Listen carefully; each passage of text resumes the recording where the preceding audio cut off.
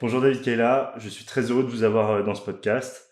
Je vous ai invité car vous êtes professeur d'économie et avez écrit un article très intéressant sur la conception de l'économie américaine de Donald Trump et notamment de son proche conseiller Stephen Miran, ainsi que deux ouvrages avec Coralie Delhomme sur les dysfonctionnements de l'Union européenne.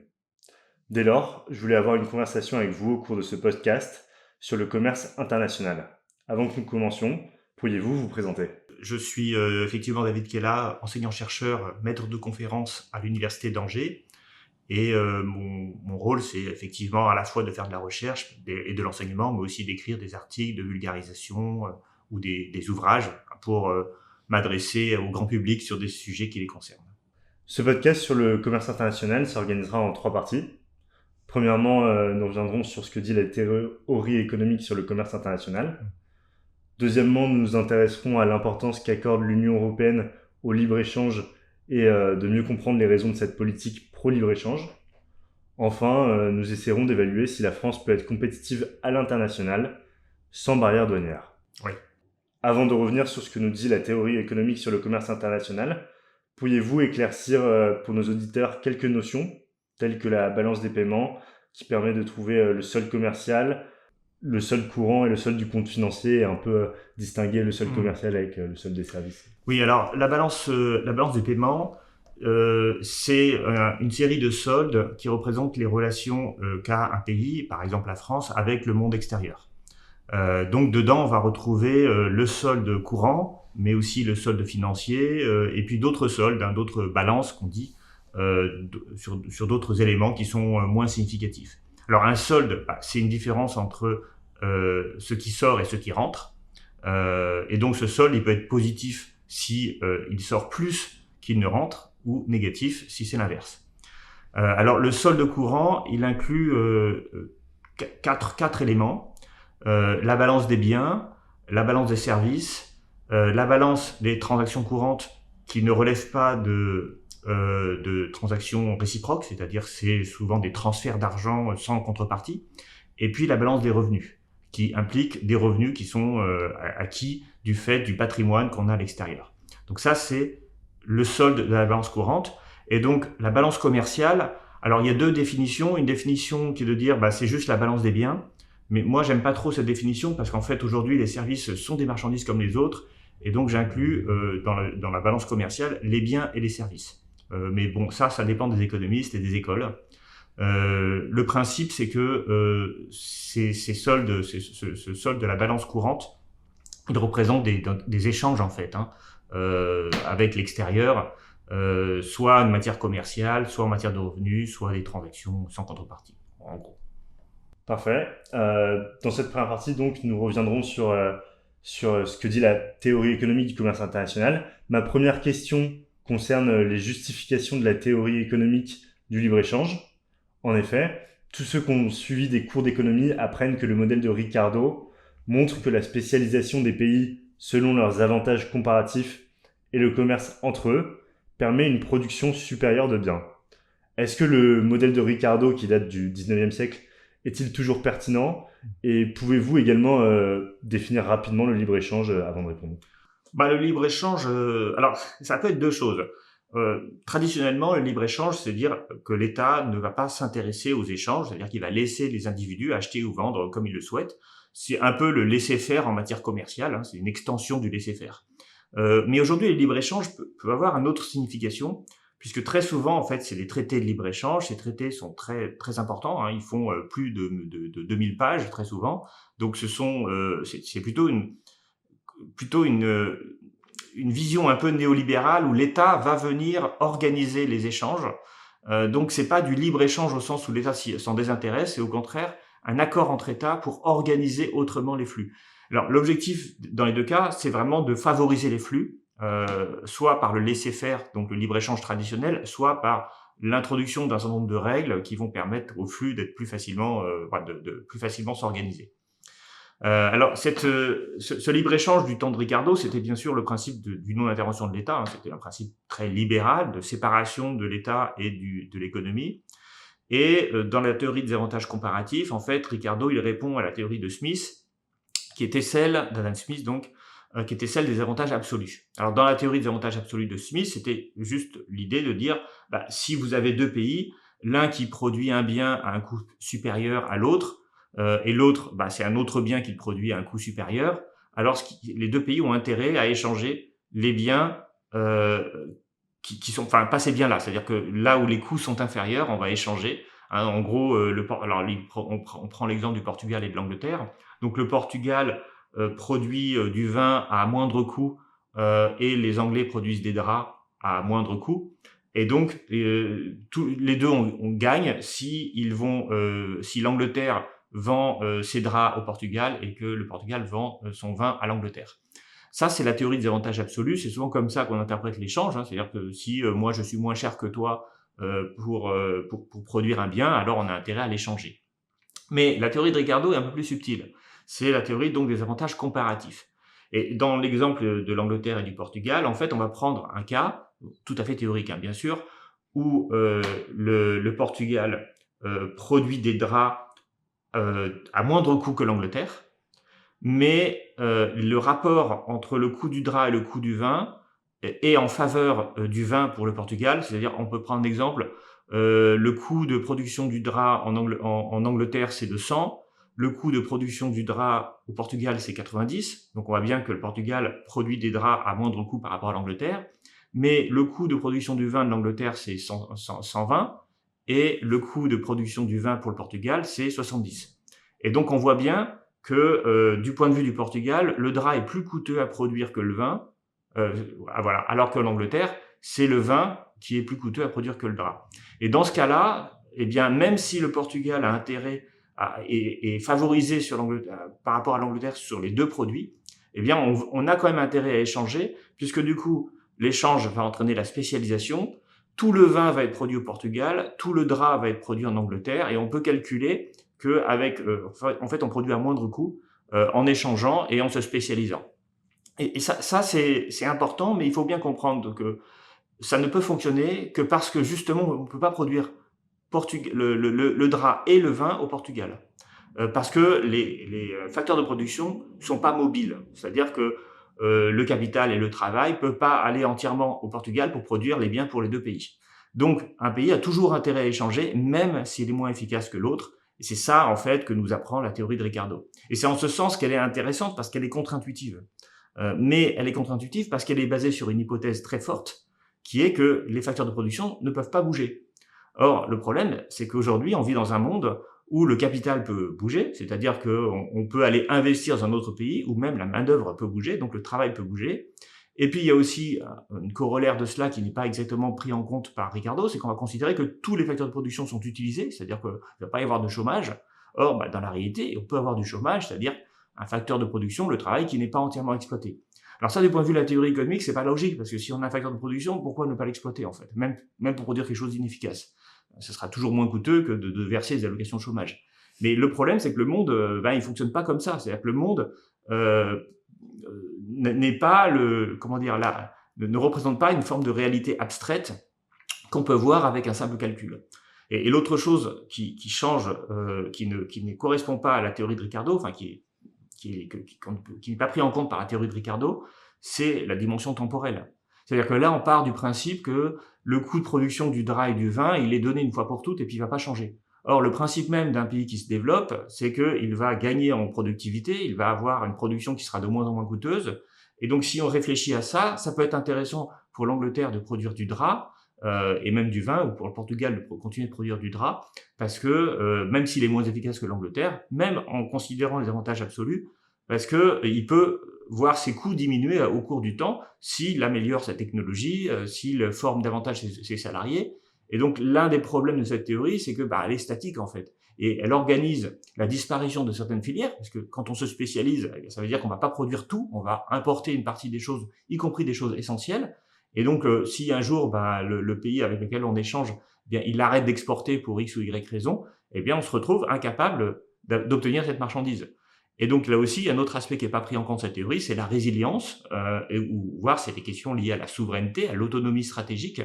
On comprend bien que si on importe toute sa nourriture d'un pays étranger et que tout d'un coup ce pays veut plus produire ou connaît un problème dans sa production agricole, on pourra plus manger, quoi. Donc ça pose quand même d'énormes problèmes. Merci, donc on voit bien les limites un peu de la théorie, mais comment vous pouvez un peu nous expliquer que justement la théorie donc défend souvent le libre-échange, tandis que la majorité des pays tels que l'Allemagne avec son Zollverein, qui était une barrière douanière protectionniste, ou la Corée ou le Japon après la Deuxième Guerre mondiale, qui se sont rapidement développés, ont souvent eu recours au protectionnisme. Oui. Est-ce que la pratique fait un peu mentir la théorie ou... Ah bah oui, mais la pratique fait entièrement mentir la théorie, puisque en fait, ce qu'on s'est aperçu, c'est que lorsqu'on organise le libre-échange entre un pays développé et un pays en voie de développement, très souvent le pays en voie de développement ne veut pas augmenter ses capacités de production industrielle, parce que ce qui va être le plus importé, ça sera justement les produits industriels qui viennent du pays développé, et comme il est plus efficace, parce que plus développé par définition, eh bien, on ne pourra plus relancer une industrie, une activité industrielle. Et en fait, les pays ne sont pas idiots. Ils ont assez vite vu que le libre-échange était en faveur de l'Angleterre. On parle ici au milieu du 19e siècle, au moment où l'Allemagne veut se développer. Eh bien, elle a bien conscience que si elle organise le libre-échange, alors elle va importer des produits manufacturés britanniques et elle n'arrivera pas à développer une industrie manufacturière. Et là, on revient sur le problème du temps, c'est-à-dire que c'est pas parce que à court terme la spécialisation peut être un avantage en termes de coûts qu'à long terme ça sera un avantage, parce qu'un pays qui ne peut pas se développer, il va perdre des compétences, il va pas accumuler des compétences, et parfois il vaut mieux avoir une industrie inefficace que pas d'industrie du tout. Et ça aussi, on l'a vu par exemple dans les années 70. Il y a eu l'ouverture au commerce international de tout un ensemble de pays d'Amérique latine. L'exemple du Pérou, par exemple, est assez intéressant. Le Pérou, soumis aux injonctions du Fonds monétaire international, la Banque mondiale a ouvert ses frontières. Il avait une industrie très peu efficace. Et donc, on disait, vous achetez des voitures ou des produits industriels à l'étranger pour moins cher que ceux que vous produisez, donc ça sera bon pour vous. Le souci, c'est que, du coup, avec l'ouverture, évidemment, sa production était inefficace, mais elle existait. Et donc, du coup, en fait, ils ont tout importé et ils sont tombés, en fait, dans un sous-développement. Parce que derrière cette industrie inefficace, il y avait des salariés compétents, il y avait des savoir-faire, il y avait une possibilité éventuellement à terme de développer et d'améliorer l'efficacité de cette production. Mais du coup, quand la production industrielle manufacturière disparaît complètement, on ne peut pas reconstruire à néant les filières. Et on a ce même problème en France où certaines filières ont été abandonnées. Et maintenant qu'on s'aperçoit que ça devient stratégique, je pense par exemple à l'extraction et la purification des terres rares. La France était leader mondial dans les années 80-90. Mais depuis que la Chine a organisé une filière complète, eh bien maintenant qu'il faut des terres rares pour produire des batteries en France ou du matériel de défense, eh bien on ne peut plus s'approvisionner en Chine parce que la Chine met des barrières à l'exportation de ses produits et il faut qu'on reconstruise une filière à partir de rien. Il aurait été plus pertinent de ne pas l'abandonner au départ. Ok, merci. Et justement, l'un des autres arguments pour le libre-échange, c'est que le libre-échange permet une croissance économique mondiale et le protectionnisme, justement, viendrait heurter cette croissance économique mondiale. L'un des économistes qui a fait un peu démentir cette idée, c'est Paul Béroc. Est-ce que vous pouvez revenir sur le paradoxe de Béroc et sur sa position sur le libre-échange? Alors, c'est vrai que l'idée de minimiser les coûts, c'est vraiment l'idée du Ricardo. C'est-à-dire on va se spécialiser là où on est le plus compétitif comparativement à d'autres biens, et du coup on paiera moins cher, et du coup derrière il y a l'idée qu'il y aura une croissance économique. Mais comme je l'ai dit, la croissance économique par définition c'est un phénomène dynamique, c'est un phénomène qui prend du temps. Or là on raisonne à l'instant T en disant on est moins coûteux comparativement qu'un autre pays pour produire tel bien, donc produisons ce bien, mais sans réfléchir à la dynamique, c'est-à-dire au développement des compétences, toutes les stratégies de développement. Et en fait, ce que Paul Béroc a démontré, c'est pour ça que c'est un paradoxe, c'est que a priori, on pourrait penser que lorsqu'on se spécialise et là on a des avantages comparatifs, alors on va avoir davantage d'activité économique et donc la croissance va se développer. Mais en fait, ce qui s'est passé, ce que Paul Béroc a démontré, c'est qu'au 19e siècle, quand les pays ont adopté des politiques libre-échangistes, alors c'est dans la deuxième moitié du 19e siècle, après un certain nombre d'accords commerciaux avec les Britanniques, les Britanniques en 47, ils deviennent libre-échangistes, mais c'est l'économie la plus développée au monde à cette époque-là, en 1847. Et donc ils vont imposer ils vont proposer plus précisément des traités de libre-échange. Le premier pays qui va accepter, c'est la France de Napoléon III. Et donc et puis progressivement d'autres pays vont s'ouvrir au libre-échange et donc s'ouvrir aux produits britanniques. Et en fait, ça va atténuer, ça va empêcher le développement de l'industrie manufacturière des pays du coup les moins avancés, des pays d'Europe continentale, et donc ça va limiter la croissance économique. Et c'est là où il y a le paradoxe, c'est que la croissance économique permet davantage de demandes, augmente les demandes et augmente aussi du coup les importations et même les exportations. Et en fait, le paradoxe, c'est que le libre-échange a fait augmenter moins vite les échanges internationaux que la période protectionniste qui avait augmenté davantage les échanges. Et en fait, c'est là qu'on voit qu'il y a une chose qui est pas forcément très claire, c'est que ce n'est pas les droits de douane qui déterminent en premier plan les échanges internationaux, c'est la croissance économique. Et lorsque on a une politique libre-échangiste, on réduit la dynamique économique, donc la dynamique de croissance, et la conséquence, c'est qu'on réduit les volumes d'échanges. Et en fait, ce que Béroc a montré dans ce livre Mythes et paradoxes de l'histoire économique, c'est que les périodes libre-échangistes, pendant les périodes libre-échangistes, le commerce international augmentait moins vite que pendant les périodes protectionnistes. Et ça, il faut bien comprendre que le protectionnisme, ce n'est pas l'interdiction des échanges. C'est une politique de tarifaire, donc de taxation des importations, qui n'empêche pas du tout les échanges, mais qui remettent à niveau, en quelque sorte, dans les grands théoriciens du protectionnisme, il n'est pas question de mettre des barrières ou des murs qui empêchent les importations. Ça, c'est ce qu'on appelle une politique d'autarcie. Mais le vrai protectionnisme, c'est juste de compenser un déséquilibre de développement, c'est-à-dire de continuer d'importer, ne serait-ce que pour stimuler la concurrence et stimuler l'innovation dans son propre pays. Donc on a besoin de cette concurrence pour devenir efficace, mais pas d'ouvrir sans aucune limite, parce que là, on tuerait entièrement son industrie. Et donc, c'est un équilibre, le protectionnisme, entre les besoins des consommateurs éventuellement et aussi les besoins de stimulation de l'activité productive qui implique qu'il faut importer des produits, et puis la défense de ces industriels qui se battent pas à armes égales et qui donc ont besoin d'une protection tarifaire pour investir et pour se développer. Et une bonne politique protectionniste, en fait, elle favorise le commerce, contrairement à ce que beaucoup de gens disent. Et c'est ça qu'a démontré Paul Béroc. Merci, c'est très clair. Et l'une des théories qui met un peu à mal le libre-échange, c'est le corollaire de Samuelson tiré du théorème HES. Donc je veux bien que vous nous expliquiez ça et comment en fait ce théorème permet de montrer que la situation économique française, permet d'expliquer la situation économique française avec ces inégalités qui se sont accrues progressivement en raison de l'adoption du libre-échange ces dernières décennies. Alors, le théorème HOS, alors du nom, des initiales, des noms des trois auteurs qui l'ont fait, alors je vais pas tous les donner, puis j'ai peur de me tromper et de mal prononcer leur nom. En fait, c'est une extension du modèle de Ricardo. C'est-à-dire que chez Ricardo, on va s'intéresser qu'aux coûts de production et on les compte en général en heures de travail. Parce que dans la théorie de Ricardo, on avait une théorie économique fondée sur la valeur travail. Et pour les auteurs contemporains, en fait, on va pas raisonner comme ça, on va regarder les facteurs de production que sont le capital et le travail.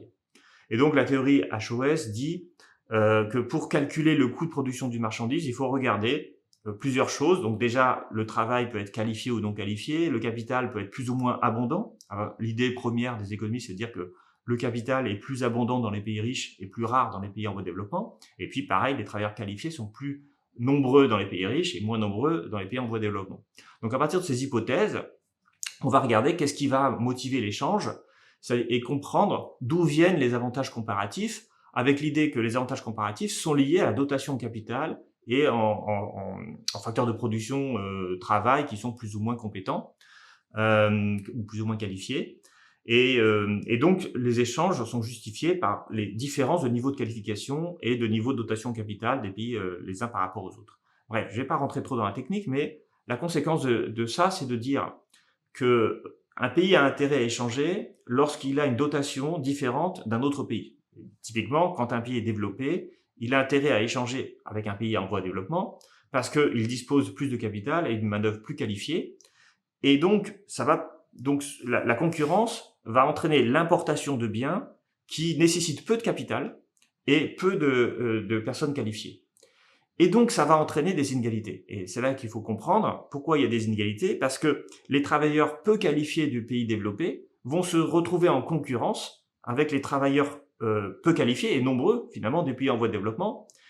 Et inversement, Dans le pays en voie de développement, les travailleurs qualifiés vont se retrouver en concurrence avec les travailleurs qualifiés du pays développé, mais eux, en fait, comme ils ont choisi, comme le pays a intérêt à choisir de produire des pays qui nécessitent peu de main-d'œuvre qualifiée, parce que leur avantage comparatif, c'est dans l'absence de qualification, dans le coût de la main-d'œuvre faible, eh bien, on va se retrouver avec des échanges qui vont diminuer les inégalités dans le pays en voie de développement, parce qu'en fait, il y aura moins de main-d'œuvre qualifiée, et la main-d'œuvre peu qualifiée va voir ce salaire augmenter, parce qu'on va c'est le principe de l'offre et de la demande. On va demander plus de travail non qualifié pour se spécialiser dans cette production-là, et on va demander moins de travail qualifié. Donc, les salaires des travailleurs qualifiés vont baisser, les salaires des travailleurs moins qualifiés vont augmenter. Ça, c'est dans le pays en voie de développement. Donc, on va réduire les inégalités.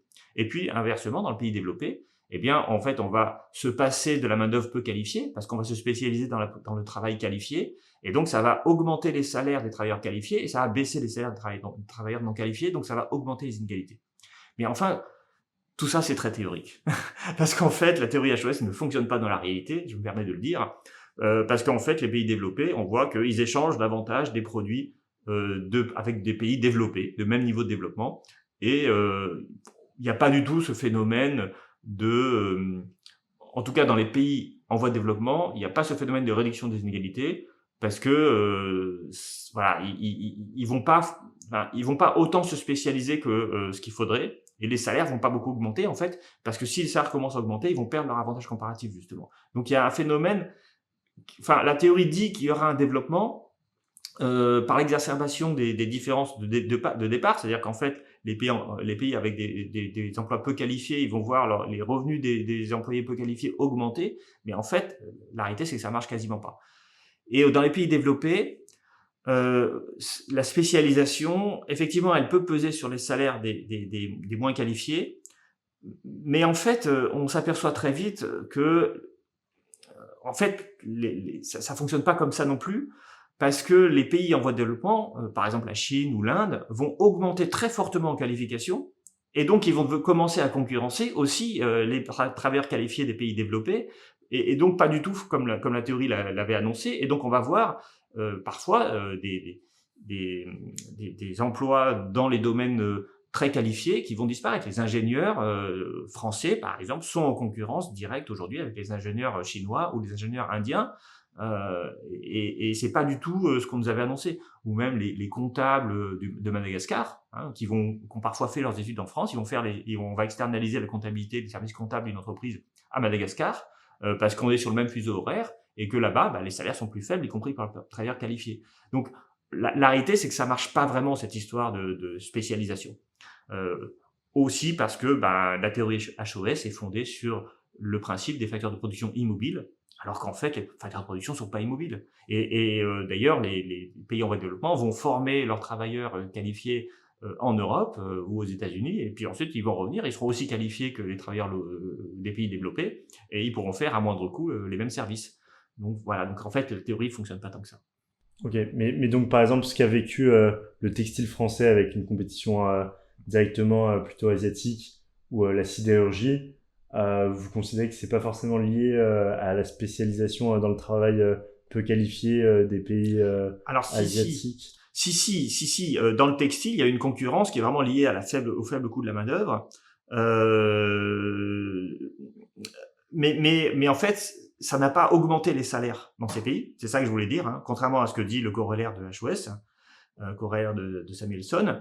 Et ça n'a pas empêché les pays en voie de développement de commencer à concurrencer aussi dans le travail qualifié les pays développés. Voilà, c'était ça mon propos. D'accord. Donc aujourd'hui, on a beaucoup le mot souveraineté à la bouche et protectionnisme avec voilà les grands bouleversements politiques. Est-ce que le protectionnisme a gagné la bataille des idées? Et justement, pour revenir à l'article que vous avez écrit, quels sont les fondements économiques qui ont motivé Donald Trump d'adopter une politique protectionniste? Oui, alors c'est vrai qu'aujourd'hui, les États-Unis, la première puissance économique du monde, encore aujourd'hui, a vraiment basculé dans le protectionnisme. Et en fait, ça date pas uniquement de l'élection de Trump de 2024. C'est quelque chose qu'on voit dans les mandats de Trump. Et puis, les États-Unis ont refusé de nommer de nouveaux juges à l'organisme de règlement des différends, à l'OMC. Donc, ce protectionnisme, en fait, il a gagné la bataille des idées aux États-Unis dans les années 2010. Et en Europe, voilà, il est toujours pas mis en avant. Maintenant, ce que essaye de dire Miran, donc Stéphane Miran, qui était un financier à la base, conservateur bien sûr, et qui est devenu conseiller de Trump et qui aujourd'hui a un poste à la Réserve fédérale américaine, il a été nommé par Trump. Lui, son propos, c'est de dire les États-Unis ont un désavantage par rapport aux autres pays, qui est le dollar. Le dollar étant la monnaie de réserve internationale, il a une demande forte, c'est-à-dire que tous les pays ont besoin d'acheter des dollars pour organiser des transactions financières. Et cette demande fait augmenter le cours du dollar par rapport aux autres monnaies. Et ça crée un désavantage. Et donc, l'obsession de Miran, c'est de faire baisser le dollar. Mais le souci, donc c'est ça le fondement économique du protectionnisme américain. Donc, il dit, si on peut pas faire baisser le dollar, alors il faut qu'on rééquilibre et qu'on réajuste avec des droits de douane pour compenser la question la surévaluation du dollar sur les autres monnaies. Mais en fait, bon, sa théorie, elle est pas si pertinente parce que d'une part, les États-Unis par rapport à l'Europe, par exemple, déjà nous, on a beaucoup de gens qui disent l'euro est surévalué et les Américains disent le dollar est surévalué. Donc, il faudrait savoir concrètement. Moi, j'ai pas l'impression que le dollar soit si surévalué que ça. Alors, il a beaucoup monté avant l'élection de Trump et depuis il a baissé et globalement sur du long terme, il est toujours à 1,2 $ à peu près pour 1 euro. Donc, et puis au départ, l'euro a été construit d'ailleurs pour avoir un taux équivalent à 1 euro du temps de l'écu. C'est il y a très longtemps le European Currency Unit. Quand on a créé le système monétaire européen, on a créé une monnaie et on a fait en sorte que son cours soit à peu près égal à celui du dollar. Bon, c'était dans les années 80, il me semble, ou même avant, je sais plus trop. Mais en tout cas, quand on a créé l'écu, on voit que le cours de l'euro, de l'écu, était quasiment égal à 1 $ et c'est toujours le cas aujourd'hui. Donc, il n'y a pas eu d'évolution des taux de change très important dans un sens ou dans l'autre. Et puis, deuxième erreur que fait Miran, c'est que, mais ça, je sais pas si on va y revenir, mais la balance, le solde courant total, si on prend tout en compte, entre l'Europe et les États-Unis, est à peu près équilibré.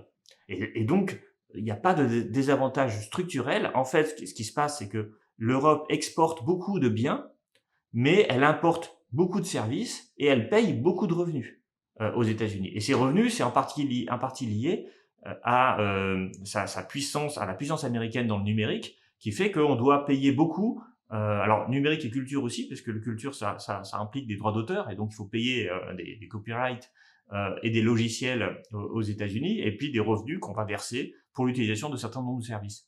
Et en fait, quand on fait le bilan de tout ça, on a un solde qui est très équilibré en fait entre l'Union européenne et les États-Unis. Et donc, c'est logique que la balance des biens européenne soit excédentaire, parce que il faut bien financer le déficit qu'on a sur la balance des services et la balance des revenus. Donc, à la fin, non, en fait, il n'y a pas de déséquilibre. Donc, la théorie, elle marche pas très bien. Ok, merci. Donc, nous allons, dans cette deuxième partie, justement, en ayant vu un peu les points forts du protectionnisme et un peu les lacunes du libre-échange, s'intéresser à l'importance qu'accorde l'Union européenne au libre-échange et mieux en comprendre les raisons. Selon vous, dans quelle mesure l'Union européenne est-elle congénitalement, bon, c'est peut-être un mot un peu fort, mais congénitalement favorable au libre-échange? Elle est congénitalement favorable au libre-échange. Si on dit que un phénomène congénital, ça vient de sa naissance, de sa conception même, l'Union européenne, et de conception libre-échangiste, puisque le traité de 1957 dispose déjà que la politique commerciale commune, à l'époque on l'appelait commune, maintenant on l'appellerait unique, bon, peu importe, de la CEE, est favorable au libre-échange et vise à réduire les droits de douane. Donc ça existe dès le traité de Rome de 1957. Et par ailleurs, eh bien, il y a des intérêts, il y a des pays qui ont intérêt au libre-échange, et donc c'est aussi la deuxième raison pour laquelle l'Union européenne est libre-échangiste, c'est que la majorité des pays sont libre-échangistes. Alors quand on regarde pourquoi, déjà il y a deux pays tout à fait spécifiques, que sont la Belgique et les Pays-Bas, qui sont les pays où il y a les plus grands ports européens. Alors, en gros, c'est les débouchés à travers les débouchés des grands fleuves européens qui vont jeter dans la mer du Nord. Il y a tout un ensemble d'industries qui sont situées de part et d'autre des rives de ces fleuves. Et donc, ils bénéficient d'un canal, du fleuve comme canal, c'est-à-dire d'un système de transport maritime et fluvial qui permet d'accéder à ces ports et d'importer et d'exporter très facilement. Et ces ports, c'est lesquels? C'est Anvers en Belgique, c'est Rotterdam et Amsterdam aux Pays-Bas, c'est aussi Hambourg sur un autre fleuve en Allemagne. Tous ces ports permettent à ces pays, donc aux Pays-Bas et en Belgique, de gagner beaucoup d'argent. Parce que tous les flux, enfin une grande partie des flux passent par la Belgique et les Pays-Bas, les flux de commerce de biens. Donc plus on est libre-échangiste, plus il y a d'activité dans ces ports. Alors, là il y aurait une réflexion à avoir, parce que comme j'ai dit tout à l'heure, le libre-échange ne conduit pas forcément à l'augmentation des flux. Ça, c'est le paradoxe de Béroc. Mais de fait, aujourd'hui, c'est le cas. Parce que de fait, aujourd'hui, on a une croissance qui est faible, globalement, et donc c'est pas la croissance qui tire les échanges, contrairement à ce qui se passait au 19e siècle, c'est plutôt la politique commerciale qui va tirer les échanges et qui va organiser les spécialisations. Donc déjà, Belgique et Pays-Bas, ils ont leur activité économique aujourd'hui est en grande partie tirée par l'activité de leur port, et donc ils ont intérêt à être libre-échangistes. Après, on a l'Allemagne, qui a un modèle exportateur. Alors l'Allemagne, ça fait très longtemps qu'elle a développé une politique qu'on peut qualifier de néo-mercantiliste, c'est-à-dire que l'objectif de l'Allemagne, c'est d'avoir un excédent de la balance commerciale. Alors il faut bien comprendre que l'excédent de la balance commerciale, tous les pays ne peuvent pas en avoir un, puisque par définition, le solde des balances commerciales de tous les pays du monde se trouve égal à zéro. Donc si un pays a un excédent, c'est que des pays autres ont des déficits. Et c'est là où on parle de néo-mercantiliste, parce que avoir pour objectif que la politique commerciale soit excédentaire, ça implique de déverser chez d'autres pays, en quelque sorte, son chômage. Voilà, puisqu'on va avoir plus d'activité, mais d'autres pays, on va avoir moins d'activité. Et cette politique néo-mercantiliste, elle est très ancrée chez les Allemands.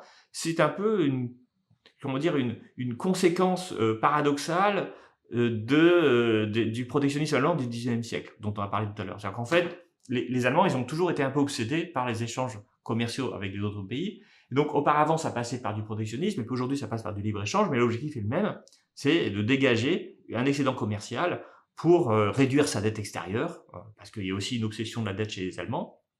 Et donc, eux, ils sont libre-échangistes pour cette raison. Parce qu'ils ont une industrie efficace, et ils pensent que c'est dans leur intérêt d'avoir un excédent commercial. Et puis, il y a tous les pays autour de l'Allemagne, qui sont dépendants de l'Allemagne pour leur propre activité économique. C'est la République tchèque, la Pologne, l'Autriche, en gros tous les pays d'Europe centrale dont l'activité économique est corrélée à l'activité économique allemande. Et donc, si on commence à avoir une politique protectionniste qui va empêcher, par des mesures de rétorsion, les exportations allemandes, alors ces pays ils vont connaître une crise. D'ailleurs, c'est ce qui se passe aujourd'hui, parce que les droits de douane américains, ça fait quand même très mal aux Allemands, surtout que la Chine achète elle aussi moins de produits allemands, donc l'industrie allemande est en grave difficulté, et elle pose des difficultés pour tous les pays d'Europe centrale. Donc là, on a une masse de pays en fait très importante qui sont pro-libre-échange. On peut rajouter à ça la Suède et certains pays d'Europe du Nord.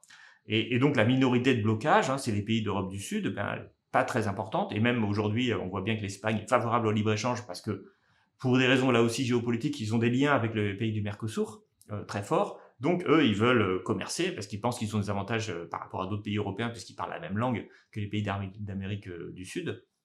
Donc tout ça va entraîner une propension à être libre-échangiste importante.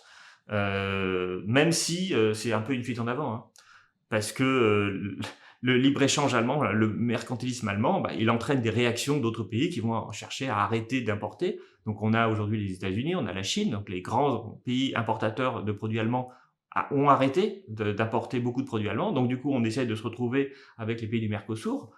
Mais en fait, c'est pas sûr que eux, dans 10 ans, ils disent pas on arrête, quoi. Donc le problème, c'est que le fond de la politique allemande néo-mercantiliste détruit en quelque sorte les autres pays, les industries d'autres pays pour développer leur propre industrie, alors qu'il faudrait davantage que l'Allemagne vende à des Européens le produit de son industrie. En fait, l'idée que le salut de l'activité économique se trouve uniquement dans les exportations, c'est absurde, parce que tout le monde peut pas avoir ça. Et donc, en fait, le néo-mercantilisme allemand, pour moi, il est en fait déjà mort, mais je veux dire, les Allemands n'en ont pas encore conscience. Ok, merci. Et justement, vous avez un peu esquissé les conséquences de l'accord entre l'Union européenne et les États-Unis d'Amérique, mais j'aurais voulu qu'on s'arrête un peu sur cet accord et c'est 15% de droits douane qui sont intégrés. Donc voilà, quelles conséquences, que ce soit pour les États-Unis d'Amérique ou pour l'Union européenne, si vous pouvez un peu aller en Ouais. profondeur là-dessus. Oui, oui, bah, cet accord et il a beaucoup surpris beaucoup de gens en fait, hein, parce que donc Donald Trump arrive au pouvoir en janvier 2025 dans son deuxième mandat. Tout de suite, il met en avant l'idée que les États-Unis sont les dindons de la farce du commerce mondial, ce qui encore une fois n'est pas complètement vrai, comme j'ai essayé de l'expliquer. Et donc il pense que l'Union européenne arnaque les États-Unis, hein, c'est à peu près ses mots. Et donc il va négocier avec un rapport de force qu'il pense favorable avec les Européens pour d'une part permettre davantage d'exportations américaines vers le continent européen, et puis en même temps limiter et imposer des droits de douane aux Européens. Il faut savoir qu'on avait avant cet accord des droits de douane des deux côtés, pas des d'ordre très élevés, hein, 3-4% en moyenne, hein, ou peut-être un peu plus, sur différents types de produits. Et donc, d'ailleurs, on avait cherché à les supprimer, hein, puisqu'on a vu cet accord du TAFTA, hein, qui était négocié dans les années 2010, et que finalement, l'élection de 2016 de Donald Trump a rendu caduque. Mais maintenant, il ne s'agit plus d'avoir un accord commercial où les deux parties limitent leurs droits de douane et favorisent les flux, mais maintenant, il s'agit pour Trump d'avoir un accord où lui s'autorise à taxer de 15%, donc c'est à peu près le chiffre pour la plupart des produits, les importations européennes, alors que l'Europe, elle, s'engage à supprimer tout droit de douane sur les importations qui viennent des États-Unis. Et c'est un peu ça le problème, enfin ce que les gens se sont rendus compte, c'est que effectivement Trump avait raison de penser que le rapport de force lui était favorable. Alors c'est peut-être lié à des négociations hautes sur l'Ukraine ou d'autres choses, mais la conséquence c'est que les Européens signent un accord où ils s'engagent à mettre à zéro les droits de douane sur les importations américaines, alors que les Américains, eux, s'autorisent à avoir 15% de droits de douane sur la plupart des produits, sauf l'aéronautique et la pharmacie où là il y a 0% de droits de douane, mais sauf aussi l'acier et l'aluminium, où là, on est à 50% de droits de douane. Mais ce n'est pas tout, parce que, et c'est là qu'on voit le rapport de force très défavorable, c'est que dans l'accord, eh bien, les Européens s'engagent à acheter du matériel militaire américain, donc ça détruit toute la stratégie d'Europe de la défense. Ils s'engagent à investir des centaines de milliards d'euros aux États-Unis, donc là, ça veut dire que l'épargne européenne va aller financer le développement américain, alors que la stratégie européenne, c'est exactement l'inverse. Et ils s'engagent aussi à acheter des hydrocarbures pour des montants là aussi considérables sur les 3 prochaines années, alors bien sûr qu'ils avaient besoin, enfin, l'Europe ne produit pas beaucoup d'hydrocarbures, donc elle a besoin des importations, mais le GNL américain est beaucoup plus cher que le gaz russe dont elle disposait, et puis l'objectif quand même, c'est la transition climatique et la décarbonation des économies. Et là, en fait, on voit bien que si on s'engage à acheter beaucoup de pétrolier aux États-Unis, ben, on ne sera plus tellement incité à organiser la décarbonation. Et en fait, c'est plutôt ça qui est, à mon avis, problématique. Au-delà des droits de douane, qui sont absorbables, hein, 15% de droits de douane, c'est pas non plus catastrophique, même si c'est injuste, parce que la balance commerciale, si on prend les services et les revenus, la solde courant est globalement équilibrée. Mais indépendamment de ça, c'est surtout que l'Europe s'engage à renoncer à toute sa stratégie, la décarbonation, la transition écologique, le développement de l'industrie de la défense, et puis le fait que l'épargne européenne aille investir d'abord en Europe et non pas dans d'autres pays. Et donc toutes ces stratégies qui étaient mises en avant par Ursula von der Leyen au cours de sa réélection, au moment de sa réélection en 2024, eh bien, étaient balayées. Et là, on se dit, mais c'est quand même pas possible, dans cet accord, de s'engager à faire l'inverse de tout ce qu'on avait promis qu'on ferait, quoi. Pour moi, c'est ça le fond du problème. Et c'est là où le rapport de force est déséquilibré. Et puis, il y a un élément qui est totalement absent de l'accord, mais qui en fait est un énorme problème, c'est le numérique. En fait, je l'ai dit tout à l'heure, si les Américains parviennent à avoir une balance, un solde courant à peu près équilibré, c'est grâce aux services et aux revenus. Et les services et les revenus, c'est beaucoup le numérique. C'est-à-dire c'est les Européens qui achètent des droits de licence pour des logiciels américains, etc. etc. Et ça, c'est considérable. Hein, moi, je l'appelle un tribut numérique. L'Europe, elle paye un tribut numérique aux États-Unis. Et donc, du coup, le fait que cet aspect-là ne soit pas dans l'accord va conduire Trump à menacer l'Europe de sanctions si elle commence à davantage réguler le numérique ou taxer les profits des entreprises numériques qui sont toutes américaines.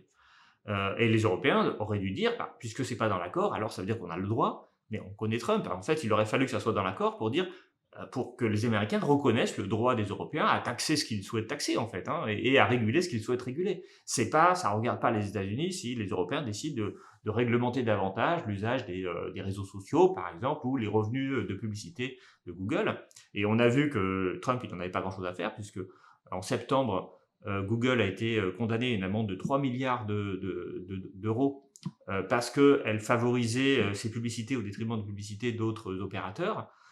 Donc c'est abus de position dominante en langage juridique.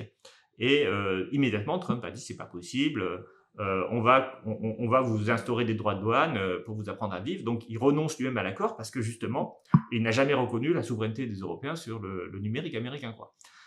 Voilà, donc vraiment c'est l'humiliation totale cet accord, hein. Votre formule sur le tribut numérique est assez intéressante et je trouve qu'elle fait bien écho avec la formule d'Arnaud Montebourg de colonisation Mmh. numérique. Oui. Oui, oui, le tribut, c'est pas pour rien, hein. Le tribut, c'est ce que le pays dominant impose au pays dominé. C'est les phénomènes de colonisation très traditionnels, hein, c'est-à-dire le fait qu'on impose, d'abord on remporte une victoire souvent militaire sur un pays qui est donc qu'on domine, et ensuite on va lui proposer une forme d'échange inégal, où on lui dit ben maintenant je te protège, en échange tu me paieras un tribut. Voilà, donc c'est exactement ça qui se passe aujourd'hui, c'est-à-dire que la protection américaine, maintenant, elle est monnayée par les États-Unis, la puissance militaire américaine est monnayée, on le voit dans la guerre en Ukraine, mais maintenant on le voit aussi, puisque on peut plus réguler, ou on peut plus même empêcher le numérique américain de nous coloniser, puisqu'il faut qu'on paye, et on peut pas taxer ces industries, donc on peut pas récupérer de l'argent, voilà, il va entièrement aux États-Unis. Donc oui, c'est bien une forme de tribut numérique. Le problème, c'est que voilà, il n'y a pas beaucoup de volonté pour en sortir, hein, de cela. Enfin, en tout cas, je le vois pas, quoi. Ouais, je le vois pas non plus. Donc, au sein de cette Union européenne, avec une forte coalition de pays pro-libre-échange, la France, elle, a un déficit de la balance des biens significatif de 81 milliards d'euros. Mm. Peut-être faut-il mettre en perspective ce déficit avec le solde courant ou avec la balance des services, vous le ferez si vous voulez, mais que pouvons-nous dire de ce chiffre? Ben, en fait, ça, c'est la conséquence de la désindustrialisation française. Alors, on peut la noter, la désindustrialisation, comme on pourrait la noter de différentes manières, soit en regardant la part de l'industrie manufacturière dans le PIB. Aujourd'hui, on est entre 10 et 12%. La part de l'industrie manufacturière dans l'emploi, c'est-à-dire là aussi c'est entre 10 et 12% de l'emploi total qui est lié à l'industrie manufacturière. Et en fait, le truc, c'est quand on n'a plus d'industrie manufacturière, forcément, on va se mettre à importer des biens manufacturés et à peu exporter, à moins exporter de ces biens. Donc, on arrive avec un déficit fort sur la balance des biens. Dans la balance de biens, il y a aussi le produit agricole. Et là aussi, la France connaissait des excédents importants de sa balance agricole. Maintenant, on connaît des déficits, en réalité, depuis quelques temps. Et là, pour la première fois en 2025, pour la première fois depuis plus de 50 ans, la France va être déficitaire sur la balance agricole. Donc, c'est quand même grave. Après, du point de vue financier, ce déficit de la balance des biens n'est pas très grave. Pourquoi? Parce que la France est un grand exportateur de services, et donc se rattrape sur la balance des services. Et quand on inclut les services, hein, eh bien on a un déficit qui n'est plus de 83, vous disiez, ou 81, je sais plus. 81. Voilà, 81. Maintenant, le déficit, il est à 9,6 milliards sur les biens et les services. D'ailleurs, une des choses qui a limité le déficit biens et services de la France, c'est la baisse de la facture énergétique, parce que le pétrole a baissé, le gaz qu'on achète a baissé. Et d'ailleurs, c'est une des choses qu'on devrait mettre en avant, c'est-à-dire que la décarbonation de l'économie française, c'est utile. Ça évite de financer les monarchies du Golfe, ou les États-Unis, ou d'autres pays exportateurs de produits pétroliers. Donc là aussi, quand on parle de la question de faut-il avoir des voitures électriques, moi je pense que oui, et pas uniquement pour des questions écologiques, même si je pense que c'est important pour la question écologique, et pour notre dépendance, on ne produit pas de pétrole, mais on consomme énormément de pétrole dans nos véhicules. Bon si on consomme pas non plus de pétrole pour produire de l'électricité, donc si on passe à des voitures électriques, eh bien on réduit la facture énergétique vis-à-vis de tous ces pays. Et je ne comprends pas d'ailleurs que des souverainistes ou même des gens de droite soient contre les voitures électriques, parce que de leur point de vue même, c'est extrêmement important. Voilà, donc ça c'est un petit parenthèse. Alors ça explique le déficit, mais il y a aussi la balance des revenus. dans le solde courant. Et là aussi, la France est en excédent sur la balance des revenus, parce qu'elle a aussi un patrimoine. Ces entreprises du CAC 40, elles font beaucoup de profits à l'étranger, et donc ces profits sont rapatriés pour partie en France. Et donc, ça crée aussi des revenus supplémentaires. Et à la fin, on est quasiment à l'équilibre sur la balance des soldes courants en France. Et en fait, il faut comprendre une chose, c'est que c'est normal d'être en équilibre. Je veux dire, à quelques milliards près, on est en équilibre. C'est normal d'être en équilibre. Et souvent, un déficit dans un endroit ou un excédent dans un endroit explique le déficit dans l'autre. Je prends la balance des services. Je n'ai pas dit une chose, mais ce qui est inclus dans la balance des services, c'est le tourisme. Et la France est un grand pays touristique. C'est un des plus grands pays touristiques au monde. Et en particulier, même si les gens restent moins longtemps qu'en Espagne, donc ils y pensent moins, parce que c'est aussi un pays de transit, le niveau quand même des revenus en termes de services que la France récupère par le tourisme est très important. Il faut comprendre que si on récupère beaucoup d'argent grâce à ça, eh bien mécaniquement on va être amené à le dépenser sous forme de consommation. Et ça fait augmenter la consommation, et donc ça fait augmenter les importations de produits manufacturés. Et donc, il ne faut pas voir le déficit de la balance des biens uniquement comme une conséquence de la désindustrialisation, même si c'en est une. C'est aussi une conséquence de l'excédent sur la balance des services et sur la place touristique. Et on ne peut pas l'en empêcher. De la même façon que les États-Unis sont en déficit sur la balance des biens vis-à-vis de l'Europe, oui, mais c'est parce qu'en fait, ils ont des excédents sur la balance des services, des excédents sur la balance des revenus, et donc ça compense. Et donc, il y a aussi cet effet-là, en fait, et qui n'est pas un effet négatif. Quand on a beaucoup d'argent parce qu'on est une grande destination touristique, eh bien, mécaniquement, on va se retrouver à devoir dépenser cet argent, et donc mécaniquement, on se retrouve avec un déficit sur la balance des biens. Voilà. Donc, ce qu'il faut simplement faire, c'est quand même éviter une désindustrialisation trop importante, parce que derrière la désindustrialisation, il y a tout un ensemble de métiers, de compétences et de questions de souveraineté qui sont liées. Donc, il faut soutenir l'industrie, mais il faut pas regarder uniquement les soldes comme étant le signe d'un déclin ou d'un effondrement de l'économie française. C'est plus compliqué que ça. D'accord, mais est-ce que vous considérez par exemple que si on estime à long terme un peu la croissance économique et qu'on se projette, est-ce que c'est sain d'avoir une économie qui s'est beaucoup désindustrialisée et qui peine à reconquérir des parts industrielles avec une Mmh. économie touristique forte? Mmh. Non. Alors voilà, donc c'est là où ce que je viens de dire a des limites. Ce que je veux dire simplement, c'est que il faut toujours, ce que je voulais dire tout à l'heure, c'est qu'il faut toujours intégrer que les soldes sont liés les uns aux autres. Voilà, c'est ça qu'il faut comprendre. Et donc, il ne faut pas juste regarder le solde de la balance des biens comme un élément qui va expliquer la désindustrialisation. Par exemple, aux États-Unis, beaucoup de gens disent que c'est la fin de l'économie américaine parce que la balance des biens est très déficitaire. Et en réalité, c'est plus compliqué que ça, parce que l'industrie américaine n'est pas si faible. Et par ailleurs, si on regarde la valeur ajoutée produite par la production manufacturière des États-Unis, c'est plus que le Japon et l'Allemagne réunis. Donc voilà, c'est quand même, ça reste encore la première puissance industrielle, bien que le taux d'emploi dans l'industrie manufacturière soit faible. Mais c'est un grand pays, les États-Unis. Bref, j'arrête la parenthèse pour dire qu'il n'empêche qu'un déficit de la balance des biens peut aussi se traduire et expliquer, être la conséquence plus précisément d'une désindustrialisation, et que la désindustrialisation en soi est un vrai problème. Et c'est un vrai problème pour plusieurs raisons. D'abord parce que la production industrielle nécessite des compétences complexes que ne nécessitent pas les services, très souvent. Et notamment dans le tourisme. Clairement, les emplois dans le tourisme sont moins bien payés. C'est des activités, on va dire, à rendement décroissant. C'est-à-dire que plus on va voir augmenter la masse de touristes, plus le revenu par touriste va baisser. Le tourisme de masse, en fait, c'est un tourisme qui rapporte moins d'argent par touriste que le tourisme un peu moins massif. Et ça, c'est un problème. Si on veut avoir des emplois bien rémunérés, eh bien, on ne peut pas se contenter du tourisme comme activité économique. Et il faut de l'industrie. L'industrie, c'est aussi la technologie. La technologie, c'est le savoir scientifique. Quand on dit on va être juste des ingénieurs qui vont concevoir et puis on va délaisser la production à d'autres pays en voie de développement où les salaires sont plus faibles, on se trompe parce que la production est très liée à la conception, à l'ingénierie et à la recherche. Et donc, se voir disparaître, faire disparaître toute une filière de production manufacturière, c'est aussi faire disparaître des emplois connexes qui sont liés au développement, à l'ingénierie, à la formation et même à la recherche fondamentale. Si des pays comme la Chine commencent à avoir de très bons ingénieurs et de très bons chercheurs, c'est parce qu'ils ont une industrie. Alors que donc quand il n'y a pas d'industrie, bah, souvent, il y a pas beaucoup de recherche, en tout cas dans les sciences dures, les sciences d'ingénieurs. Donc, il faut défendre l'industrie manufacturière pour ces raisons, mais il faut aussi défendre l'industrie manufacturière pour des raisons de souveraineté.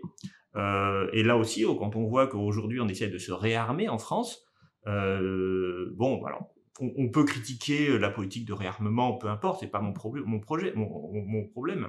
enfin mon propos, pardon. En revanche, si on n'a plus d'industrie manufacturière, on ne pourra rien réarmer du tout. C'est-à-dire que le principe de prévoir un peu ce qui va se passer ou les enjeux qu'il peut y avoir géopolitiques ou autres à l'avenir, ça implique aussi d'avoir réfléchi à comment la filière peut exister de manière autonome.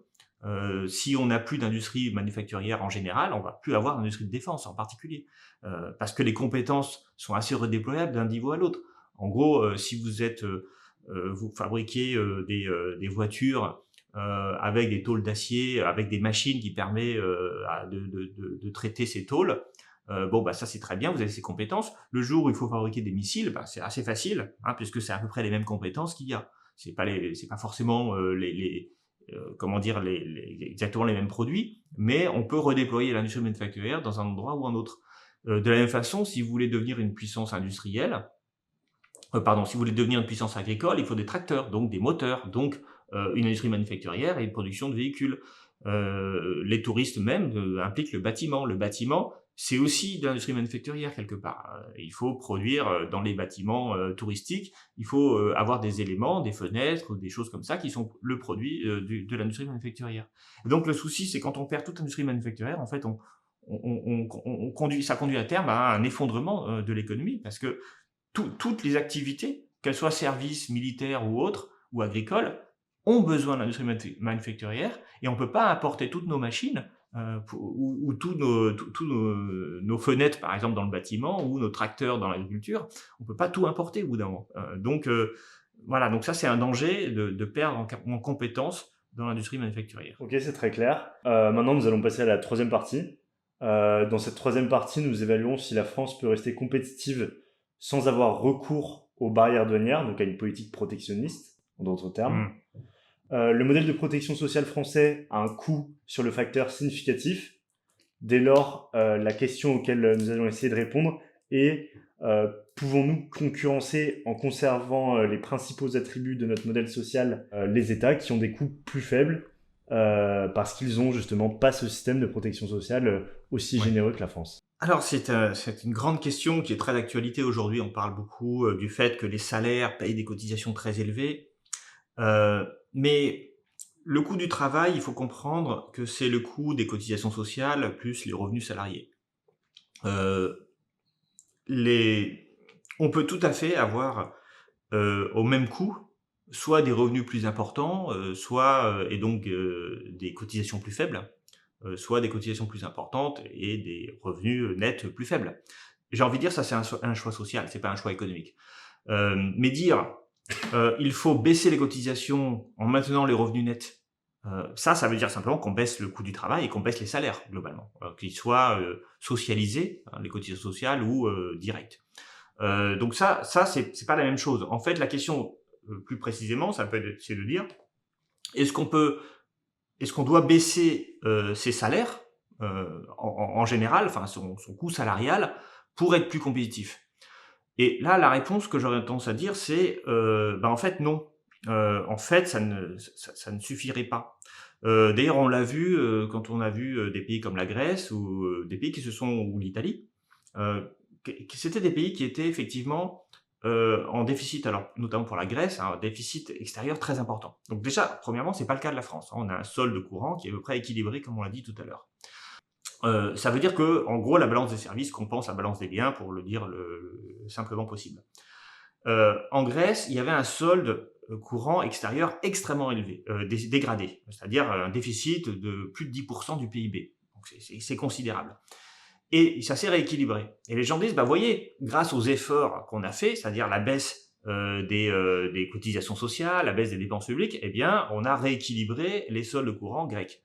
Sauf que quand on regarde en détail, la Grèce n'exporte pas plus aujourd'hui qu'elle l'exportait avant. C'est pas ça. En fait, le rééquilibrage n'est pas fait par la hausse d'exportation, mais par la baisse des importations. C'est-à-dire que quand on donne moins d'argent aux gens, que ce soit en termes de salaire net ou en termes de salaire socialisé, de cotisation ou de retraite, parce que globalement les salaires socialisés c'est beaucoup les retraites, eh bien si on baisse les retraites, on baisse les revenus des gens, donc on baisse les importations. Et si on baisse les importations, on rééquilibre le solde. Mais à la fin, les gens ne sont pas plus heureux. Hein. Et donc le problème qu'il y a derrière, c'est que les solutions, entre guillemets, qui disent il faut baisser le coût du travail en baissant les cotisations et donc en baissant les retraites, c'est pas un choix économique, c'est un choix social. Je veux dire, c'est pas un choix économique dans le sens où ça va pas augmenter la croissance, ça va pas augmenter les exportations, ou de manière extrêmement marginale. Ce que ça va faire, effectivement, ça va rééquilibrer le solde, c'est ce que plus ou moins ce qu'a fait l'Allemagne hein, dans les années 2000, avec une baisse des coûts de son modèle social, et à la fin, elle n'a pas eu plus de croissance que la France. En revanche, elle a eu effectivement un excédent commercial parce que les Allemands ont arrêté d'importer. Ils ont arrêté d'acheter parce qu'ils avaient moins de revenus. Donc, si la solution c'est de dire, eh bien, donnons moins de revenus aux Français, comme ça ils consommeront moins et il y aura moins d'importations et donc ça va rééquilibrer le solde. Ok, mais c'est pas un problème économique. Et encore une fois, comme j'ai dit, tous les pays peuvent pas être en excédent. Et donc, comme la France est équilibrée, il n'y a pas besoin de faire ça. Voilà, et ça ne suffira pas pour la réindustrialisation à moyen et long terme. Alors, qu'est-ce qu'il faut faire pour la réindustrialisation? Déjà, il faut avoir des politiques industrielles. Mais ça, je pense qu'on va y venir dans votre prochaine question. Euh, oui, alors là, on va plus revenir dans la prochaine question, si ça vous convient, Oui. sur les politiques commerciales, mais qui peuvent en fait être des politiques industrielles un peu déguisées. Oui. Notamment en prenant l'exemple très concret de la culture et de l'agriculture, Voilà. Qui font et faisaient l'objet de barrières douanières significatives. Est-ce que ces deux exemples ne montrent-ils pas que la protection d'une industrie permet de préserver ce tissu économique? En fait, j'aime beaucoup comparer l'agriculture et la culture parce que ce sont effectivement deux secteurs dans lesquels on a des politiques protectionnistes. Mais pas avec les mêmes arguments et il y en a en fait une des deux qui est beaucoup moins protectionniste que l'autre. Concrètement, l'agriculture n'est pas protégée dans les accords commerciaux. Les Français ont obtenu une exception culturelle au sens où on peut subventionner légalement l'industrie culturelle, hein, c'est les systèmes de financement du cinéma. On peut contrôler la diffusion de musique en imposant des quotas de diffusion de musique française sur les radios, alors qu'on ne peut pas le faire. On ne peut pas imposer une production locale agricole au supermarché, par exemple. Donc le modèle a été beaucoup plus protecteur de la culture que de l'agriculture. Et la réalité, c'est qu'effectivement, grâce à la politique culturelle, alors qui passe aussi par le prix unique du livre, hein, je n'en ai pas parlé, mais là aussi une régulation des prix de vente. Alors, ça ne veut pas dire que l'État décide du prix des livres, mais il décide d'une régulation qui fait qu'on ne peut pas vendre un livre, on ne peut pas faire de solde sur un livre qu'on vend. Bref, l'agriculture, elle n'a pas connu les mêmes protections. On a eu effectivement au début de l'Union européenne, au début de la CE, des tarifs extérieurs agricoles et des systèmes de contrôle des prix agricoles par le principe des prix garantis. Mais cette politique a été complètement abandonnée depuis les années 90. On a changé, on a passé des subventions, enfin des principes des prix garantis où les agriculteurs savaient qu'ils allaient vendre à des prix hors marché en fait, leur production par des prix négociés. On est passé à des prix de marché et puis des subventions à l'hectare. Et puis on a cessé de conclure des traités de libre-échange qui incluent les produits agricoles et donc on a baissé progressivement les droits de douane sur les importations de produits agricoles. Et puis en Europe même, on a permis à des pays comme l'Espagne par exemple de concurrencer complètement avec une main-d'œuvre très peu payée, souvent immigrée et parfois illégalement dans tout le sud de la péninsule ibérique. On a des travailleurs marocains qui viennent travailler en étant très peu payés et qui produisent des fruits et légumes pour toute l'Europe et en particulier pour la France. Et donc notre activité de production de fruits et légumes s'est totalement effondrée depuis 20 ans. Donc voilà, donc tout ça pour dire que oui, le protectionnisme fonctionne. On le voit aujourd'hui dans la culture, qui continue, grâce au principe d'exception culturelle, qui continue d'être une politique vivante en France. Alors il y a encore des débats là-dessus. L'extrême droite veut supprimer toutes les subventions au cinéma et donc remettre en cause ce principe-là. Mais pour l'agriculture, on n'a plus du tout une politique protectionniste. Un pays qui continue d'avoir une politique protectionniste, d'ailleurs, c'est la Suisse. Les libéraux mettent toujours la Suisse en exemple, parce qu'effectivement, c'est un pays qui est très libéral et très libre-échangiste sur beaucoup de plans, mais pas sur l'agriculture. Et ça permet de protéger les agriculteurs suisses. C'est-à-dire qu'on n'importe pas du tout en Suisse les produits que les Suisses peuvent produire. Hein. Il y a une préférence nationale pour les produits agricoles. Ça n'existe pas du tout en France. Alors, pour étendre un peu la réflexion, est-ce qu'on ne devrait pas mener ce type de politique sur d'autres aspects? Par exemple, déjà dans le numérique, parce que le numérique, c'est quand même aussi l'avenir. Pourquoi est-ce qu'on protège les films, mais pas les logiciels? Alors que c'est soumis au droit d'auteur dans les deux façons. Hein. Pourquoi est-ce que mon université, par exemple l'université d'Angers, qui est en déficit comme quasiment toutes les universités françaises, hein, parce que on demande aux universités de payer davantage et on leur donne pas plus d'argent, hein, donc du coup elles sont en déficit, c'est logique. Eh bien, l'université d'Angers paye des centaines de milliers d'euros pour les logiciels Microsoft qu'elle met à disposition de ses étudiants et de ses personnels. Est-ce qu'on ne pourrait pas imposer l'usage soit de logiciels libres, soit que l'État crée des logiciels, ou l'Union européenne crée des logiciels qui pourraient faire en sorte qu'on soit moins dépendant des États-Unis et qu'on paye moins de redevances. Hein, ça limiterait le tribut numérique. Donc ça, typiquement, ça pourrait être une politique. L'IA, pareil. Est-ce qu'on a besoin d'utiliser ChatGPT ou les systèmes de publicité sur les réseaux sociaux? Est-ce qu'on ne pourrait pas faire comme la Chine, par exemple, qui a interdit l'usage de Facebook et d'autres réseaux sociaux américains pour développer ses propres réseaux sociaux? Ça, c'est une question de volonté politique, en fait. Hein, et pour toutes ces industries qui sont à rendement très croissant, il faut créer un logiciel. Et une fois qu'on a payé le coût de la création du logiciel, ça coûte quasiment rien pour la diffusion. Donc ça veut dire que quand on a un marché de 450 millions de personnes, de consommateurs en Europe, eh bien, on pourrait tout à fait avoir des logiciels européens qui seraient très performants et qui auraient un marché captif. Voilà, on pourrait faire ça. Puis après, il y a d'autres choses. Il y a l'industrie d'armement, il y a tous les secteurs. Même moi, je pense que le secteur textile. Alors, on continue d'avoir une industrie textile en France, donc ça c'est bien, mais c'est quand même beaucoup effondré. Pourquoi est-ce que on ne considère pas ça comme stratégique? Parce que s'habiller, c'est vital. Hein. Enfin, je veux dire, tout ce qui est vital, c'est s'alimenter, s'habiller, se loger. Si tous nos sous-vêtements viennent de Chine et qu'un jour la Chine arrête d'exporter les sous-vêtements, je prends un exemple un peu caricatural, on sera quand même bien embêté. Voilà, donc il faudra reconstruire des filières, tout ça va être très compliqué. Donc voilà, donc l'idée sur laquelle on peut vouloir garder les productions nationales de certains types de produits, nationales ou européens, à la limite, on peut raisonner à l'échelle européenne. Voilà, c'est pas une idée absurde. Parce qu'il faut réfléchir à qu'est-ce qui se passe si les flux commerciaux s'arrêtent, si un pays veut plus exporter des biens qui sont absolument nécessaires à notre économie ou à notre survie. C'est des questions qui sont légitimes, en fait. Mmh. Donc on comprend bien que la compétitivité française doit nécessairement passer par un protectionnisme, qu'il soit européen ou national, ça peu importe, mais en tout cas, voilà. Oui, mais couplé à une politique industrielle. Oui. C'est-à-dire que on ne peut pas juste dire on va taxer davantage les importations, et par ailleurs, d'ailleurs c'est un truc amusant. Tout à l'heure je disais que le protectionnisme, ce ne sont pas des murs, ça n'empêche pas de commercer. Et c'est ça qu'il faut bien comprendre aussi, parce que parfois c'est caricaturé le protectionnisme comme l'autarcie. Alors c'est pas du tout pareil. L'un des produits les plus taxés en France, c'est le pétrole. On a une taxe spécifique qui se rajoute à la TVA, hein, la taxe sur les produits pétroliers, et pourtant on importe beaucoup de pétrole. Mais l'idée, c'est d'avoir un avantage supplémentaire pour justement la décarbonation, et puis des recettes fiscales assez faciles à avoir.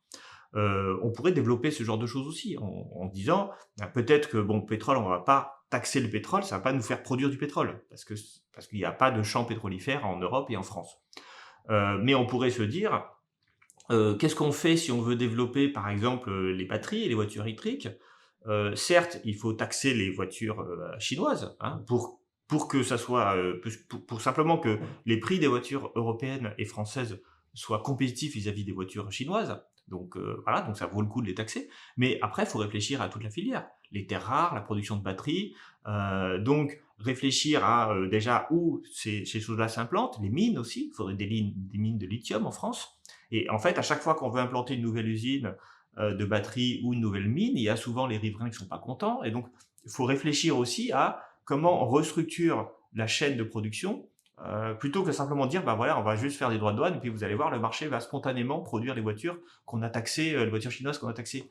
Mais si on réfléchit pas à tout, bah en fait, on va se retrouver à devoir produire des voitures peut-être en France, mais avec des batteries chinoises et des terres rares raffinées en Chine, et on n'aura pas réduit notre dépendance en fait. Donc voilà, donc ça veut dire un peu réfléchir à moyen long terme. Ce qu'on avait fait en France après la Seconde Guerre mondiale, il fallait tout reconstruire, donc il y avait des réflexions à 5 ans ou 10 ans de stratégie. Aujourd'hui, dans le cadre du marché unique européen, c'est très compliqué parce que justement, on veut dépolitiser l'économie, on veut que ce soit le marché, les industriels qui décident de l'allocation des facteurs et de où on va produire telle ou telle chose. Moi, je pense qu'on ne peut pas raisonner que comme ça. D'ailleurs, si on raisonne à l'échelle européenne, on va se retrouver là aussi avec par exemple, l'électroménager produit en Pologne, disparition de Brandt et d'autres productions ailleurs dans les pays occidentaux.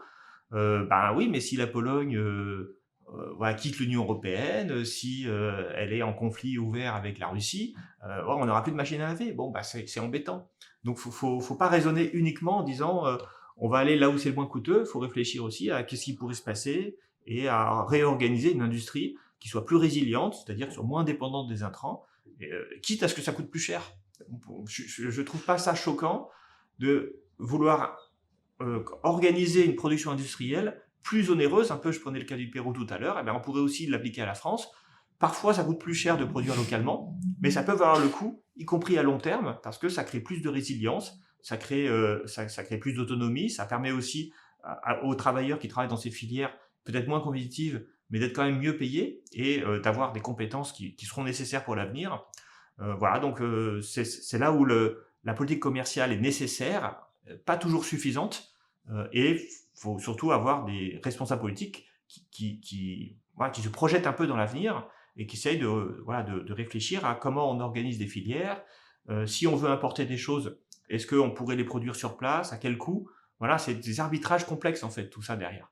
Mais ça me paraît pas absurde de vouloir y réfléchir en tout cas.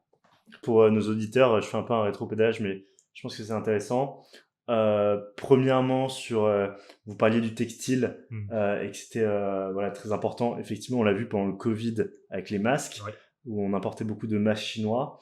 Et ce qui s'est passé, c'est que la France a voulu remonter des usines qui produisent des masques français, mais en l'absence de barrières douanières, en fait, elles se sont fait directement concurrencer par les masques chinois. Et ces industries, il me semble, alors je n'ai pas revérifié, mais il me semble ont fait faillite, ou en tout cas ont très peu fonctionné. Voilà. Oui, tout à fait. Et d'ailleurs, c'est pas les Chine, c'est Vietnam très souvent qui Ah, produisait Vietnam, les masques. ouais. Non, mais c'est la Chine aussi, hein. Mais voilà, après, on s'est dit on va moins importer de la Chine, et du coup, on s'est mis à importer du Vietnam. Et oui, la crise du Covid, ça montre aussi le problème qui se passe quand on veut, quand tout d'un coup un événement arrive qui rend un produit absolument nécessaire, mais qu'on produit pas sur place, bah, on se retrouve à avoir, enfin, les hôpitaux ont fonctionné quand même pendant des semaines avec une pénurie de masques. Et si on a le porte-parole du gouvernement, si vous vous souvenez, qui expliquait qu'il fallait surtout pas porter de masques parce que les Français savaient pas les mettre, c'était parce qu'en fait, il y avait une pénurie et le gouvernement n'osait pas l'avouer parce que il avait délégué aux hôpitaux la gestion des masques et les hôpitaux, avec les coûts budgétaires qu'ils subissaient, eh ben ils ont pas fait les stocks qu'ils auraient dû faire. Mais ça c'est un épisode sur un cas particulier et encore les masques. C'était pas la chose la plus stratégique, c'était important à l'époque, hein, bien sûr, mais voilà, mais il y a plein d'autres choses qui pourraient être beaucoup plus graves. Le fait que la Chine arrête d'exporter ses terres rares fait que on pourra plus produire de batteries. Enfin, je veux dire, batteries électriques pour nos véhicules. Donc, on est en train de mettre une stratégie de production de batteries, mais les batteries nécessitent des terres rares et les véhicules électriques, pour leur fonctionnement, nécessitent aussi parfois des terres rares. Et on est à la merci des décisions chinoises qui peuvent nous dire, bah, écoutez, non, voilà, si vous êtes pas gentil avec moi, j'arrête d'exporter mes terres rares. Donc voilà, ça fait partie des questions qu'il faut réfléchir quand on est un gouvernement. Bah merci, ça a été très intéressant. Je pense que nous avons bien parcouru le sujet de la politique commerciale. En tout cas, on a essayé de le faire. Comme à chaque fin de podcast, je vais vous demander si vous auriez un article, ouvrage, film ou document à conseiller en lien avec ce dont on a parlé, afin que nos auditeurs puissent, s'ils le veulent, approfondir cette conversation. Oui, alors, moi je voulais parler de deux auteurs, dont un dont on a déjà parlé, qui est Paul Béroc, donc qui est un économiste suisse qui a travaillé pour le GATT, en tant qu'économiste, donc il connaissait beaucoup le commerce international et qui est intéressant parce que justement, c'est plutôt une voie protectionniste, qui défend le protectionnisme. Peut-être le GATT? Le GATT, oui, c'est l'ancêtre de l'OMC, de l'Organisation mondiale du commerce, c'est General Agreement on Tariff and Trade. Ça a été créé en 1947 par les pays occidentaux pour organiser les flux commerciaux. Et donc, il était économiste en Suisse, c'était un Suisse, et il a fait beaucoup d'histoire de l'économie. Et donc, le livre qu'on a cité déjà, c'est Mythes et paradoxes de l'histoire économique. Et c'est un petit livre assez facile à lire, alors qui est publié en 1996, donc c'est déjà ancien, mais comme il parle d'histoire, ça n'a pas beaucoup changé. Et notamment, c'est le paradoxe dont on a parlé, le paradoxe de Béroc, qui est que quand on a des politiques plus protectionnistes, on augmente le volume du commerce international. Et puis un autre auteur, cette fois-ci contemporain, qui me semble intéressant, c'est Dani Rodrik, R-O-D-R-I-K, qui est un économiste à Harvard, d'origine turque, et qui a beaucoup publié d'ouvrages et d'articles sur le libre-échange, avec une vision assez fine, pas aussi protectionniste que Paul Béroc, mais puisqu'il est quand même très mainstream, très orthodoxe dans sa pensée, mais avec pas mal de nuances. Et il a écrit un livre qui s'appelle La mondialisation sur la sellette, que je recommande, et puis il écrit aussi régulièrement des articles. Et dans ses travaux, il réfléchit notamment sur les liens entre libre-échange et populisme, c'est-à-dire qu'il essaie de comprendre les conséquences politiques du libre-échange, et je trouve que c'est vraiment intéressant qu'un économiste aille un peu au-delà de sa sphère et des avantages comparatifs de Ricardo. Je vous remercie beaucoup pour ces recommandations et pour votre venue. J'invite à nouveau les auditeurs à lire vos ouvrages, que ce soit sur le néolibéralisme ou l'Union européenne. Vous avez notamment récemment publié La gauche peut-elle combattre le néolibéralisme, qui est une analyse en profondeur des enjeux et des défis de la gauche très pertinente. Vous avez également une chaîne YouTube où vous mettez vos interventions sur des thématiques économiques précises et où les auditeurs pourront retrouver également cet entretien. Merci à tous les auditeurs pour l'écoute et n'hésitez pas à diffuser ce podcast ainsi que commenter et liker.